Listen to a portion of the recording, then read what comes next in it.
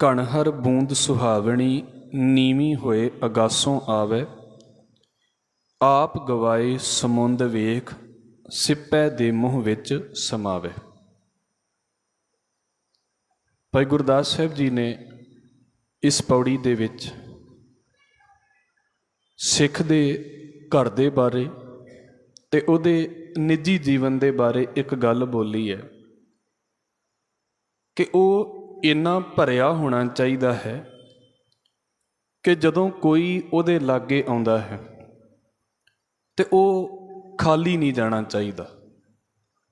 ਸਿੱਖ ਦੀ ਜਿਹੜੀ ਹਸਤੀ ਹੈ ਨਾ, ਇੱਦਾਂ ਕਹਿ ਲਈਏ ਵੀ ਇੰਪਰੈਸ਼ਨ ਜਿਹੜਾ ਹੈ ਉਹ ਇੰਨਾ ਢਿੱਲਾ ਜਿਹਾ ਨਹੀਂ ਹੋਣਾ ਚਾਹੀਦਾ ਵੀ ਕੋਈ ਉਹਦੇ ਲਾਗੇ ਬੈਠ ਕੇ ਗਿਆ ਤਾਂ ਉਹਨੂੰ ਲੱਗੇ ਹੀ ਨਾ ਵੀ ਮੈਂ ਕਿਸੇ ਗੁਰੂ ਨਾਨਕ ਸਾਹਿਬ ਦੇ ਬੱਚੇ ਦੇ ਲਾਗੇ, ਗੁਰੂ ਅਰਜਨ ਸਾਹਿਬ ਮਹਾਰਾਜ ਦੇ ਬੱਚੇ ਦੇ ਲਾਗੇ ਬੈਠ ਕੇ ਉੱਠਿਆ। ਤੇ ਇੱਥੋਂ ਅਸੀਂ ਚਲੋ ਵਿਚਾਰ ਸ਼ੁਰੂ ਕਰਾਂਗੇ। ਜਿੰਨੇ ਅਸੀਂ ਗੁਰੂ ਘਰ ਦੇ ਵਿੱਚ ਜੁੜਦੇ ਹਾਂ, ਸਾਡੇ ਸਾਰਿਆਂ ਦੀ ਇੱਕ ਜ਼ਿੰਮੇਵਾਰੀ ਬਣ ਜਾਂਦੀ ਹੈ, ਕੋਈ ਵੀ ਹੋਵੇ ਥੱਲੇ ਤੋਂ ਲੈ ਕੇ ਉੱਤੇ ਤੱਕ ਜਿਹੜਾ ਗੁਰੂ ਘਰ ਦੇ ਨਾਲ ਜੁੜਿਆ ਹੈ, ਉਹਦੀ ਇੱਕ ਜ਼ਿੰਮੇਵਾਰੀ ਬਣ ਜਾਂਦੀ ਹੈ ਵੀ ਜਿਹੜਾ ਬੰਦਾ ਗੁਰੂ ਘਰ ਦੇ ਵਿੱਚ ਆਉਂਦਾ ਹੈ ਉਹ ਇੱਕ ਮਾਹੌਲ ਲੈ ਕੇ ਜਾਵੇ ਵੀ ਹਾਂ ਮੈਂ ਵਾਕਿਆ ਹੀ ਗੁਰੂ ਨਾਨਕ ਸਾਹਿਬ ਦੇ ਘਰ ਦੇ ਵਿੱਚ ਆਇਆ ਅਤੇ ਮੈਨੂੰ ਇਹ ਘਰ ਬਾਕੀ ਦੁਨੀਆ ਦੇ ਘਰਾਂ ਦੇ ਨਾਲੋਂ ਅਤੇ ਧਾਰਮਿਕ ਅਸਥਾਨਾਂ ਦੇ ਨਾਲੋਂ ਇਸ ਕਰਕੇ ਵੱਖਰਾ ਲੱਗਦਾ ਹੈ। ਇਹ ਸਾਡੀ ਸਾਰਿਆਂ ਦੀ ਜ਼ਿੰਮੇਵਾਰੀ ਬਣ ਜਾਂਦੀ ਹੈ। ਅਤੇ ਇੱਥੇ ਖਾਸ ਕਰਕੇ ਭਾਈ ਗੁਰਦਾਸ ਸਾਹਿਬ ਜੀ ਨੇ ਗੱਲ ਕੀਤੀ ਹੈ ਵੀ ਸਿੱਖ ਉਹ ਹੈ ਜਿਹਦੇ ਕੋਲੋਂ ਕੋਈ ਵਰਸਾਇਆ ਜਾਵੇ। ਵਰਸਾਉਣਾ ਸ਼ਬਦ ਜਿਹੜਾ ਹੁੰਦਾ ਨਾ, ਜਿਹਦੇ ਕੋਲੋਂ ਕੋਈ ਆ ਕੇ ਸੰਤੁਸ਼ਟ ਹੋ ਜਾਵੇ, ਰੱਜ ਜਾਵੇ, ਇਹ ਦੋ ਪਾਸੇ ਦੀਆਂ ਗੱਲਾਂ ਨੇ। ਅਸੀਂ ਪਹਿਲਾਂ ਪੌੜੀ ਦਾ ਭਾਵ ਲੈ ਲਈਏ। ਭਾਈ ਗੁਰਦਾਸ ਸਾਹਿਬ ਕਹਿੰਦੇ ਨੇ ਵੀ ਘਣ ਹਰ ਬੂੰਦ ਸੁਹਾਵਣੀ ਨੀਵੀਂ ਹੋਏ ਅਗਾਸੋਂ ਆਵੇ। ਬੱਦਲ ਦੀ ਜਦੋਂ ਬੂੰਦ ਡਿੱਗਦੀ ਹੈ, ਸਾਰੀਆਂ ਥਾਵਾਂ 'ਤੇ ਬਾਰਿਸ਼ ਹੋ ਜਾਂਦੀ ਹੈ ਅਤੇ ਇਹ ਮੰਨਿਆ ਜਾਂਦਾ ਹੈ ਵੀ ਜਿੱਥੇ ਜਿੱਥੇ ਡਿੱਗਦੀ ਹੈ ਉੱਥੇ ਉੱਥੇ ਡਿੱਗੀ ਦਾ ਅਸਰ ਵੱਖਰਾ ਹੁੰਦਾ ਹੈ। ਅੱਗ ਦੇ ਉੱਤੇ ਡਿੱਗ ਪਈ, ਸੜ ਗਈ, ਨਾਲੇ ਡਿੱਗਦੀ। ਉਹ ਸੱਪ ਦੇ ਮੂੰਹ ਦੇ ਵਿੱਚ ਡਿੱਗ ਪਵੇ ਅਤੇ ਉਹ ਜਿਹੜੀ ਹੈ ਉਹ ਜ਼ਹਿਰ ਬਣ ਜਾਂਦੀ ਹੈ। ਅਸੀਂ ਪਿੱਛੇ ਇੱਕ ਪੌੜੀ ਪੜ੍ਹ ਕੇ ਆਏ ਸੀ। ਖੇਤੀ ਦੇ ਵਿੱਚ ਡਿੱਗ ਪਵੇ, ਜ਼ਮੀਨ ਵੱਤਰ ਕਰ ਦਿੰਦੀ ਹੈ। ਅਤੇ ਉਹੀ ਜੇ ਕਿਤੇ ਜਿਹੜੀ ਬੂੰਦ ਹੈ ਉਹ ਸਿੱਪੀ ਦੇ ਵਿੱਚ ਪੈ ਜਾਵੇ ਅਤੇ ਮੋਤੀ ਬਣ ਜਾਂਦੀ ਹੈ ਬੂੰਦ ਹੀ ਹੈ, ਪਰ ਕਿੱਥੇ ਕਿੱਥੇ ਪਈ ਉੱਥੇ ਉੱਥੇ ਉਹਨੇ ਅਸਰ ਵੱਖਰਾ ਕੀਤਾ। ਜਿੱਦਾਂ ਗੰਦੇ ਨਾਲੇ ਦੇ ਉੱਤੇ ਪੈ ਗਈ ਅਤੇ ਉਹਦੇ ਵਿੱਚ ਉਹਨੇ ਵੀ ਗੰਦਗੀ ਵਧਾਈ, ਭਾਵੇਂ ਜਿੰਨਾ ਮਰਜ਼ੀ ਪਾਣੀ ਸੀ ਉਹ ਕਿਸੇ ਕੰਮ ਨਹੀਂ ਆਇਆ। ਫਿਰ ਹੈ ਤੇ ਬੂੰਦ ਹੀ ਹੈ। ਘਣ ਹਰ ਬੂੰਦ ਸੁਹਾਵਣੀ, ਬੜੀ ਸੋਹਣੀ ਹੈ ਬੱਦਲ ਦੀ ਬੂੰਦ, ਨੀਵੀਂ ਹੋਏ ਅਗਾਸੋਂ ਆਵੇ। ਆਕਾਸ਼ ਤੋਂ ਨੀਵੀਂ ਹੋ ਕੇ ਆਉਂਦੀ ਹੈ। ਅਗਾਸ, ਆਕਾਸ਼, ਜਿਹਨੂੰ ਤੁਸੀਂ ਜਪਜੀ ਸਾਹਿਬ ਦੇ ਵਿੱਚ ਵੀ ਪੜ੍ਹਦੇ ਹੋ, ਪਾਤਾਲਾਂ ਪਾਤਾਲ ਲੱਖ, ਆਗਾਸਾਂ ਆਗਾਸ। ਆਗਾਸ ਅਤੇ ਆਕਾਸ਼ ਇੱਕ ਸ਼ਬਦ ਹੈ, ਇਸ ਕਰਕੇ ਨੀਵੀਂ ਹੋਏ ਅਗਾਸੋਂ ਆਵੇ। ਆਪ ਗਵਾਏ ਸਮੁੰਦ ਵੇਖ ਸਿੱਪੈ ਦੇ ਮੂੰਹ ਵਿੱਚ ਸਮਾਵੇ। ਹੁਣ ਕਹਿੰਦੇ ਨੇ ਵੀ ਜਦੋਂ ਉਹ ਡਿੱਗਦੀ ਹੈ ਅਤੇ ਡਿੱਗ ਪੈਂਦੀ ਹੈ ਉਸ ਸਿੱਪੀ ਦੇ ਵਿੱਚ ਜਿਹਦਾ ਮੂੰਹ ਖੁੱਲ੍ਹਾ ਹੁੰਦਾ ਹੈ ਅਤੇ ਆਪਣੇ ਆਪ ਨੂੰ ਗਵਾ ਲੈਂਦੀ ਹੈ। ਉਹ ਤੁਹਾਨੂੰ ਪਤਾ ਹੈ ਇਹ ਬੜਾ ਵੱਡਾ ਕਾਰੋਬਾਰ ਚੱਲਦਾ ਹੈ ਸਿੱਪੀਆਂ ਤੋਂ ਮੋਤੀ ਬਣਨ ਦਾ, ਔਰ ਇਹਨੂੰ ਹੋਰਨਾਂ ਕੰਮਾਂ ਦੇ ਵਿੱਚ ਵੀ ਵਰਤਿਆ ਜਾਂਦਾ ਹੈ। ਸਮੁੰਦ ਵਿੱਚ ਜਦੋਂ ਉਹ ਆ ਜਾਂਦੀ ਹੈ, ਸਮੁੰਦਰ ਦੇ ਵਿੱਚ, ਅਤੇ ਸਿੱਪੀ ਦੇ ਮੂੰਹ ਦੇ ਵਿੱਚ ਸਮਾ ਜਾਂਦੀ ਹੈ। ਲੈਂਦੋ ਹੀ ਮੂੰਹ ਬੰਦ ਸਿੱਪ। ਹੁਣ ਜਦੋਂ ਉਸ ਬੂੰਦ ਨੂੰ ਸਿੱਪੀ ਆਪਣੇ ਅੰਦਰ ਧਾਰਨ ਕਰ ਲੈਂਦੀ ਹੈ ਅਤੇ ਉਹ ਸਿੱਪੀ ਬੰਦ ਹੋ ਜਾਂਦੀ ਹੈ। ਚੁੱਭੀ ਮਾਰ ਪਤਾਲ ਲੁਕਾਵੇ, ਅਤੇ ਉਹ ਡੁੱਬ ਜਾਂਦੀ ਹੈ। ਮਤਲਬ ਸਮਝ ਲਓ ਵੀ ਤਹਿ ਦੇ ਵਿੱਚ ਚਲੀ ਗਈ, ਕਿਤੇ ਵੀ ਚਲੀ ਗਈ, ਚਟਾਨ ਦੇ ਓਲੇ ਹੋ ਗਈ। ਵੈਸੇ ਤਾਂ ਇੱਦਾਂ ਵੀ ਹੁੰਦਾ ਵੀ ਕੁਝ ਜਿਹੜੀਆਂ ਮੱਛੀਆਂ ਪਾਣੀ ਦੇ ਵਿੱਚ ਤੈਰਦੀਆਂ ਫਿਰਦੀਆਂ ਨੇ, ਇਹ ਉਹਨਾਂ ਦੇ ਉੱਤੇ ਜਦੋਂ ਆ ਜਾਂਦੀ ਹੈ ਅਤੇ ਉਹ ਸਫ਼ਰ ਕਰਦੀਆਂ ਨੇ, ਇਹਨਾਂ ਦੇ ਨਾਲ ਉਹ ਵੀ ਸਫ਼ਰ ਕਰਦੀ ਰਹਿੰਦੀ ਹੈ। ਉੱਥੇ ਜਾ ਕੇ ਕਿਤੇ ਉਹ ਜਦੋਂ ਆਪਣਾ ਪਾਸਾ ਕਿਤੇ ਬਦਲਦੀਆਂ ਨੇ ਅਤੇ ਫਿਰ ਉਹ ਹੋਰ ਥੱਲੇ ਚਲੀਆਂ ਜਾਂਦੀਆਂ ਨੇ। ਇਹ ਇੱਦਾਂ ਵੱਖਰੀਆਂ ਵੱਖਰੀਆਂ ਥਾਵਾਂ 'ਤੇ ਹੋ ਜਾਂਦੀਆਂ ਨੇ। ਚੁੱਭੀ ਮਾਰ ਪਤਾਲ ਲੁਕਾਵੇ, ਮਤਲਬ ਉਸੇ ਬੂੰਦ ਨੂੰ ਉਹ ਜਿਹੜੀ ਸਿੱਪੀ ਹੈ ਉਹ ਪਤਾਲ ਦੇ ਵਿੱਚ ਬਿਲਕੁਲ ਥੱਲੇ ਪਾਣੀ ਦੇ ਵਿੱਚ ਲੁਕਾ ਦਿੰਦੀ ਹੈ। ਹੁਣ ਫੜ ਕੱਢੇ ਮਰਜੀਵੜਾ, ਪਰ ਕਾਰਜ ਨੂੰ ਆਪ ਫੜਾਵੇ। ਉਸੇ ਸਿੱਪੀ ਨੂੰ ਕੱਢਿਆ ਜਾਂਦਾ ਹੈ ਤੇ ਉਹ ਕੱਢਣ ਵਾਲੇ ਜਿਹੜੇ ਡਾਈਵਰਸ ਹੁੰਦੇ ਨੇ ਉਹਨਾਂ ਨੂੰ ਕਿਹਾ ਜਾਂਦਾ ਸੀ ਮਰਜੀਵੜੇ। ਹੁਣ ਪਤਾ ਵੀ ਪਾਣੀ ਦੇ ਵਿੱਚ ਦੋ ਤਰੀਕਿਆਂ ਦੇ ਲੋਕ ਜਾਂਦੇ ਨੇ, ਇੱਕ ਹੁੰਦੇ ਨੇ ਜਿਨ੍ਹਾਂ ਨੇ ਦੂਰ ਨੂੰ ਜਾਣਾ ਹੁੰਦਾ, ਜਿਨ੍ਹਾਂ ਨੂੰ ਸਵਿਮਰ ਕਹਿੰਦੇ ਆ ਵੀ ਸਵਿਮਿੰਗ ਕਰਦੇ ਨੇ। ਇੱਕ ਹੁੰਦੇ ਨੇ ਡਾਈਵਰ ਜਿਹੜੇ ਡੂੰਘੇ ਜਾਂਦੇ ਨੇ। ਉਹਦਾ ਕੰਮ ਹੁੰਦਾ ਵੀ ਉਹਨੇ ਪਾਣੀ ਦੇ ਵਿੱਚੋਂ ਚੀਜ਼ਾਂ ਕੱਢ ਕੇ ਲੈ ਕੇ ਆਉਣੀਆਂ। ਪਹਿਲਾਂ ਲੋਕ ਜਿਹੜੇ ਸੀ ਉਹ ਰੱਸਿਆਂ ਦੇ ਨਾਲ ਬੰਨ੍ਹ ਕੇ ਤੇ ਬੰਦੇ ਨੇ ਥੱਲੇ ਜਾਣਾ, ਔਰ ਬੜੀ ਡੂੰਘੀ ਕਲਾ ਹੁੰਦੀ ਸੀ ਵੀ ਪਾਣੀ ਦੇ ਥੱਲੇ ਕਿਹਨੂੰ ਜਾਣਾ ਆਉਂਦਾ, ਔਰ ਜਾ ਵੀ ਹੋ ਸਕਦਾ ਸੀ ਜਿਹਦਾ ਸਾਹ ਲੰਮਾ ਹੋਵੇ। ਜਿਹਦਾ ਸਾਹ ਛੋਟਾ ਉਹ ਉਸੇ ਵੇਲੇ ਉੱਪਰ ਆ ਜਾਵੇਗਾ, ਲੰਮੇ ਸਾਹ ਵਾਲਾ ਬੰਦਾ ਜਾ ਸਕਦਾ। ਔਰ ਜਾਣਾ ਵੀ ਖਾਸ ਡਾਇਰੈਕਸ਼ਨ ਦੇ ਵਿੱਚ ਬਿਲਕੁਲ ਡੂੰਘਾ। ਜੇ ਥੋੜ੍ਹਾ ਜਿਹਾ ਵੀ ਇੱਧਰ ਉੱਧਰ ਨੂੰ ਹੋ ਗਿਆ ਤਾਂ ਡੂੰਘਾਈ ਘੱਟ ਜਾਵੇਗੀ, ਪਰਲੀ ਸਾਈਡ ਨੂੰ ਚਲਾ ਜਾਵੇਗਾ, ਕੁਝ ਫਾਇਦਾ ਨਹੀਂ ਹੋਵੇਗਾ। ਉਹ ਖਾਸ ਕਲਾ ਵਾਲੇ ਬੰਦੇ ਹੁੰਦੇ ਸੀ। ਫੜ ਕੱਢਿਆ ਮਰਜੀਵੜਾ, ਉਹ ਜਿਹੜੀ ਸਿੱਪੀ ਸੀ ਜਿਹਦੇ ਵਿੱਚ ਮੋਤੀ ਬਣਨਾ ਸੀ ਨਾ, ਉਹ ਜ਼ਮੀਨ ਦੇ ਵਿੱਚ ਚਲਾ ਗਿਆ, ਪਤਾਲ ਦੇ ਵਿੱਚ ਚਲਾ ਗਿਆ ਹੈ, ਤੇ ਉਹਨੂੰ ਮਰਜੀਵੜਾ ਡਾਈਵਰ ਜਿਹੜਾ ਹੈ ਨਾ ਉਹ ਕੱਢ ਲੈਂਦਾ ਹੈ। ਪਰ ਕਾਰਜ ਨੂੰ ਆਪ ਫੜਾਵੇ। ਕਹਿੰਦੇ ਵੀ ਸਮਝ ਲਓ ਵੀ ਮੋਤੀ ਬਣ ਕੇ ਤੇ ਉਹਨੇ ਭਲਾ ਕਰਨਾ ਸੀ ਨਾ, ਤੇ ਇਸ ਕਰਕੇ ਉਹਨੇ ਆਪਣਾ ਆਪਾ ਫੜਾ ਲਿਆ ਹੈ। ਪਰ ਬਸ ਪਰ ਉਪਕਾਰ ਨੂੰ ਪਰ ਹੱਥ ਪੱਥਰ ਦੰਦ ਭਨਾਵੇ। ਹੁਣ ਜਦੋਂ ਉਹਦੇ ਵਿੱਚੋਂ ਮੋਤੀ ਕੱਢਿਆ ਜਾਂਦਾ ਤੇ ਉਹ ਸ਼ੈੱਲ ਜਿਹੜਾ ਹੁੰਦਾ, ਉਪਲਾ ਜਿਹੜਾ ਹੁੰਦਾ, ਉਹ ਸਖਤ ਹੁੰਦਾ ਥੋੜ੍ਹਾ ਜਿਹਾ। ਉਹ ਵੀ ਇਸ ਕਰਕੇ ਬਣਾਇਆ ਹੁੰਦਾ ਹੈ ਸਖਤ। ਮਾਲਕ ਦੀ ਖੇਡ ਇੱਦਾਂ ਦੀ ਹੈ ਵੀ ਸਮੁੰਦਰ ਦਾ ਪਾਣੀ ਜਿਹੜਾ ਨਾ ਉਹ ਖਾਰਾ ਹੁੰਦਾ ਹੈ, ਲੂਣ ਵਾਲਾ ਹੁੰਦਾ ਹੈ, ਅਤੇ ਜੇ ਉਹ ਸਖਤ ਨਾ ਹੋਵੇ ਉਹਦਾ ਉੱਪਰਲਾ ਹਿੱਸਾ, ਤਾਂ ਉਹ ਖਾਧਾ ਜਾ ਸਕਦਾ ਹੈ। ਉਹ ਇਸੇ ਕਰਕੇ ਸਖਤ ਬਣਿਆ ਹੁੰਦਾ ਵੀ ਉਹਦੇ 'ਤੇ ਪਾਣੀ ਦਾ ਅਸਰ ਘੱਟ ਹੁੰਦਾ ਹੈ, ਅੰਦਰੋਂ ਉਹ ਸੌਫਟ ਹੁੰਦੀ ਹੈ। ਉਹਦੀਆਂ ਕੁਝ ਹੋਰ ਪਰਤਾਂ ਵੀ ਹੁੰਦੀਆਂ ਨੇ। ਇਹ ਕੁਦਰਤੀ ਤੌਰ 'ਤੇ ਮਾਲਕ ਨੇ ਖੇਡ ਬਣਾਈ ਹੈ। ਔਰ ਇਹ ਦੋ ਤਰੀਕਿਆਂ ਦੇ ਪਾਣੀ ਦੇ ਵਿੱਚ ਹੁੰਦੀ ਹੈ। ਇੱਕ ਅਲੂਣੇ ਪਾਣੀ ਦੇ ਵਿੱਚ ਜਿਹੜਾ ਚੰਗਾ ਪਾਣੀ ਹੁੰਦਾ ਹੈ, ਕਿਉਂਕਿ ਹੁਣ ਇਹਨਾਂ ਦੀ ਸਮੁੰਦਰ ਤੋਂ ਬਾਹਰ ਵੀ ਖੇਤੀ ਕੀਤੀ ਜਾਂਦੀ ਹੈ। ਇਹ ਫਾਰਮਿੰਗ ਕਾਫੀ ਜਿਹੜੀ ਹੈ ਉਹ ਅੱਗੇ ਵੱਧਦੀ ਪਈ ਹੈ, ਇਹ ਕੀਤੀ ਜਾਂਦੀ ਹੈ ਇਹਨਾਂ ਦੀ ਖੇਤੀ। ਹੁਣ ਜਦੋਂ ਉਹਨੂੰ ਕੱਢਿਆ ਜਾਂਦਾ ਹੈ ਤੇ ਉਹਦੇ ਵਿੱਚੋਂ ਸੁਭਾਵਿਕ ਜਦੋਂ ਮੋਤੀ ਲੈਣਾ ਹੈ ਤੇ ਉਹਨੂੰ ਪੱਥਰ ਦੇ ਉੱਤੇ ਰੱਖ ਕੇ ਤੇ ਤੋੜਿਆ ਜਾਂਦਾ ਹੈ। ਪਰ ਵਸ ਪਰ ਉਪਕਾਰ ਨੂੰ ਸਮਝ ਲਓ ਵੀ ਮੋਤੀ ਨੇ ਪਰ ਉਪਕਾਰ ਕਰਨਾ ਹੈ। ਤੇ ਭਾਈ ਗੁਰਦਾਸ ਸਾਹਿਬ ਕਹਿੰਦੇ ਵੀ ਉਸ ਸਿੱਪੀ ਨੇ ਪਰ ਉਪਕਾਰ ਦੀ ਖਾਤਰ ਕੀ ਕੀਤਾ? ਪਰ ਹੱਥ ਪੱਥਰ ਹੱਥ ਦੰਦ ਭਨਾਵੇ, ਆਪਣਾ ਆਪਾ ਭਨਾ ਲਿਆ, ਆਪਣਾ ਆਪਾ ਤੋੜ ਲਿਆ ਉਹਨੇ। ਹੁਣ ਅੱਗੇ ਕੀ ਗੱਲ ਆਈ? ਭੁੱਲ ਅਭੁੱਲ ਅਮੁੱਲ ਦੇ ਮੋਤੀ ਦਾਨ ਨਾ ਪਛੋਤਾਵੇ।